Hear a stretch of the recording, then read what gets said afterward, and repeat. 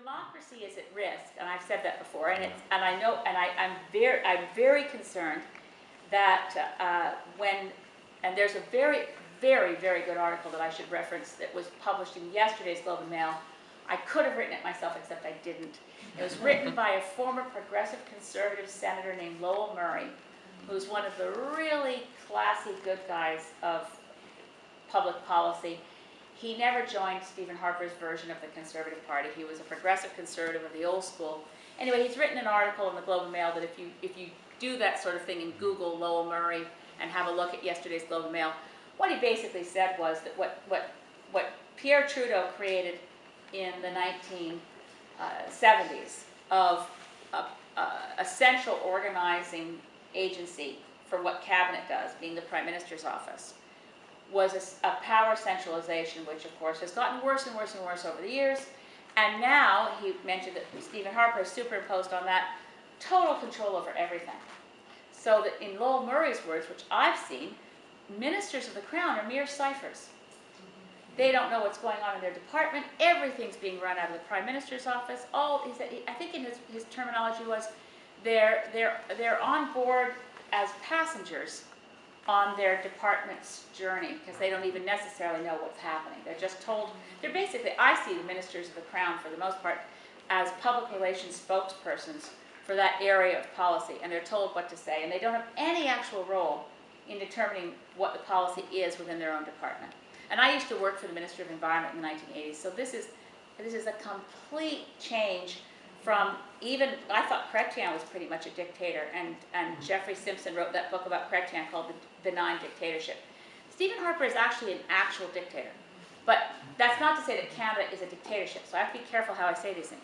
Stephen Harper is a dictator in an elected dictatorship, but the day-to-day functioning of the Parliament of Canada and the Government of Canada is a de facto dictatorship.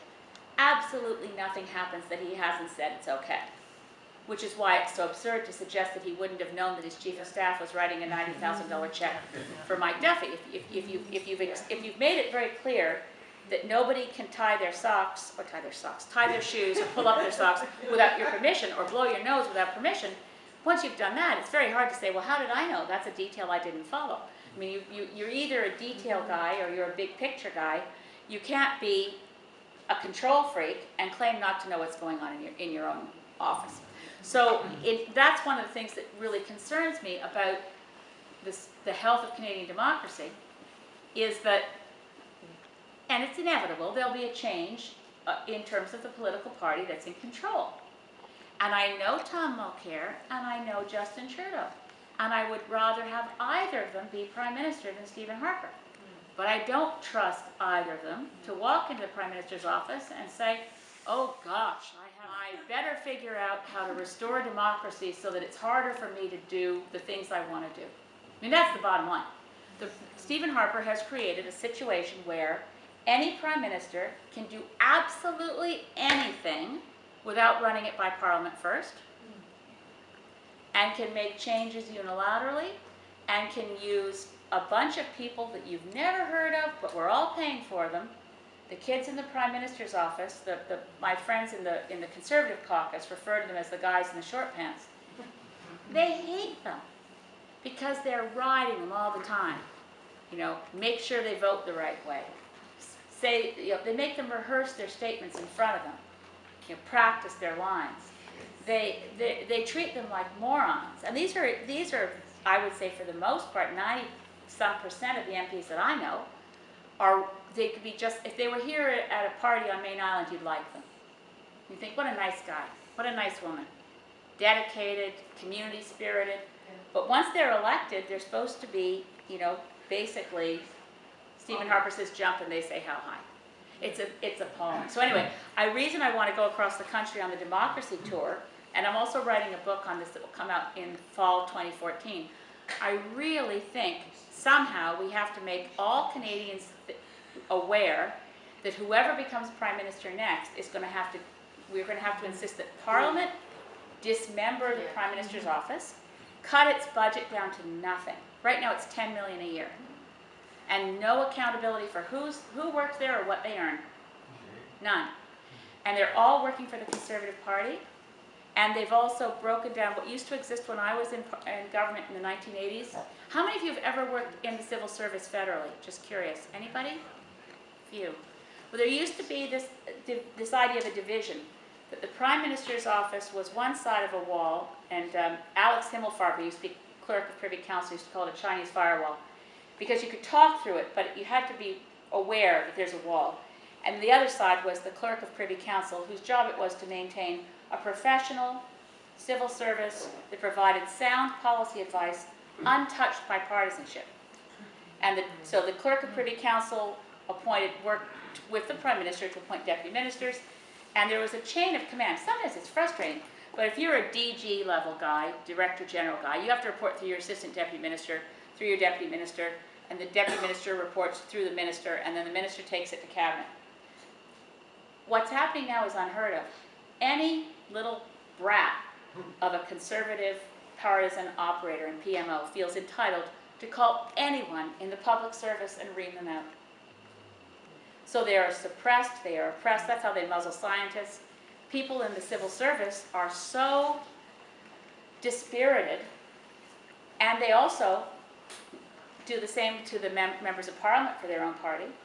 So if we have to repair this. This is a very badly damaged government, badly damaged system of government.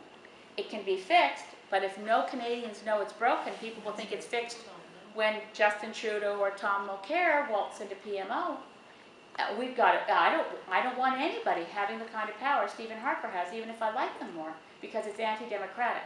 That's the crux of it is, it's not partisan.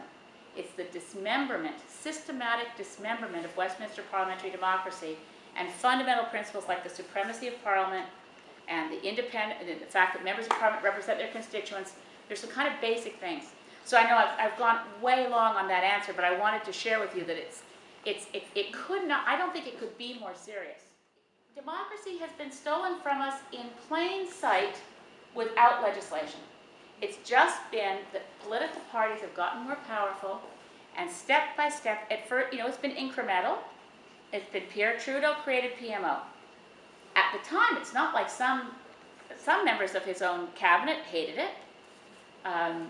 John Turner was Minister of Justice under Pierre Trudeau, and a very young member of the Prime Minister's staff, whom some of you will know, who's no longer all that young, but very distinguished, bright guy, named Tom Axworthy. Tom Axworthy was a young Trudeau staffer, and he was sent over by PMO to speak to John Turner about the timing of an announcement of some justice bill. And John Turner turned on him and said, "You go back and you tell Trudeau I don't want some junior G-man from PMO coming around to bother me. I'm running my department, you go back," right? So it started, I think, innocently. How do you coordinate among ministers well? And then Mulroney made it bigger. Nobody ever makes it smaller. And then Chrétien made it bigger. Paul Martin actually identified that there was a democracy deficit and tried to address it, but he wasn't there long. And then Harper's taken it off the charts, like off the charts, the number of people who work there, the budget for it, no transparency at all, and also breaking down these walls, the ability to start. So I no longer can believe government reports are telling us the truth, because I run into so many bureaucrats who tell me, don't believe reports coming out of my department anymore because we've been told to make it look like this. I mean, the report on greenhouse gas levels from Environment Canada, it was a report that came out in August of last year, and it was an inventory on greenhouse gases. And one of the sentences in it was, by the year 2020, greenhouse gases will have, I think it's something like this, it may be close to a quote, by 2020, greenhouse gas emissions will have dropped to 720 megatons per year. When they wrote that, greenhouse gas levels were at 680. So you write a sentence that says by 20, now it's true that in 2005 they were 740, but when they wrote this, so there was a big drop due to the recession and the financial crisis, and then it's been steadily increasing, so we're on track to increase to 720 megatons a year. And then they also wrote in that report that by 2020, or they wrote, we are halfway to our Copenhagen target. which keeps being repeated by the ministers. But, okay, so 740 megatons was the level of emissions in 2005. I hate doing numbers out of the air without a chart, but stick with me. So 740 was the level in 2005. Our Copenhagen target, which is really weak, is a 17% reduction by 2020 against 2005 levels. Okay? So 740, 20 megatons out of 740, it isn't a 17% reduction. And get it, so what the way they got to saying that we were on track was to say, if we hadn't done anything at all, by 2020 our emissions would be 840 megatons. And that's how we're now going to say we're halfway.